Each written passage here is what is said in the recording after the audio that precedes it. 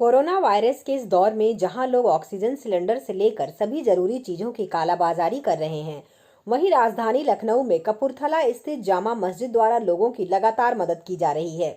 मस्जिद के इमाम द्वारा लोगों को oxygen cylinder, oxygen concentrator, ambulance, ration kit की मदद की जा रही है। अब तक मस्जिद की ओर से 600 से ज्यादा लोगों की मदद की जा चुकी है।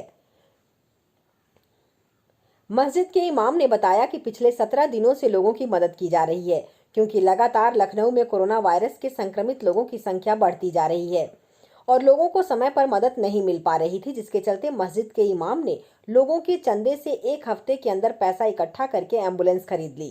साथ ही ऑक्सीजन सिलेंडर, ऑक्सीजन कंसंट्रेटर और जरूरतमंद लोगों के लिए राशन का सामान भी मुहैया करा रहे हैं। इतना ही नहीं, मस्जिद द्वारा 4 लोगों की एक टीम गठित की गई है, जिसमें 2 महिला और 2 पुरुष हैं। अगर कोई कोरोना वायरस व्यक्ति की मौत होती है तो ऐसे में उसके घर वाले क्वारंटीन होते हैं या फिर उनकी बॉडी नहीं लेते तो एक टीम उनको कब्रिस्तान से लेकर शमशान घाट तक के लिए पहुंचाने का काम करती है।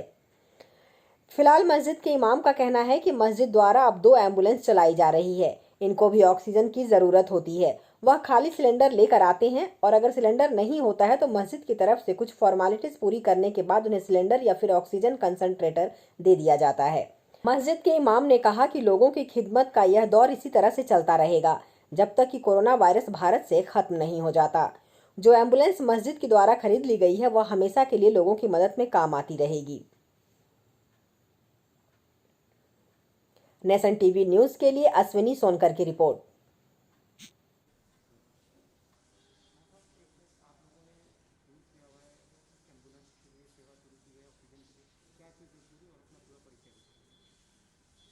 मैं सैयद तौहीद आलम नदवी, इमाम व ख़तीब कपूरथला जामा मस्जिद, और इस वक्त 17 दिन से हम लोग 5 किस्म की सर्विसेज पेश कर रहे हैं, वो भी पूरी इंसानियत के लिए बग़ैर किसी डिस्क्रिमिनेशन के।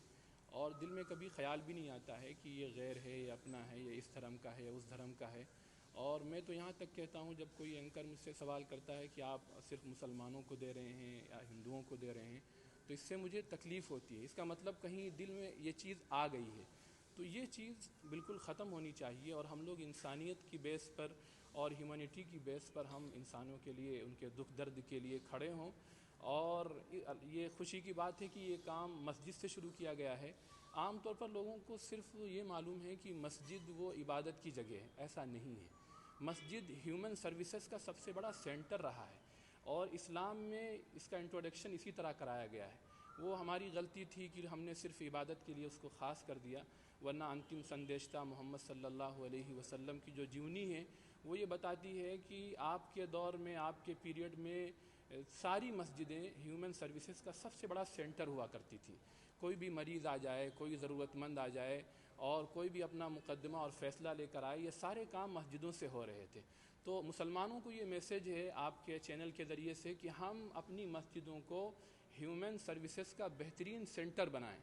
और मुल्क के तमाम बाशिंदों को, तमाम देशवासियों को ये मैसेज और ये पैगाम है आपके चैनल के ज़रिए से कि इंसानियत के दुख दर्द के लिए हम बग़ैर किसी तफरीक, बग़ैर किसी डिस्क्रिमिनेशन के हम खड़े हों।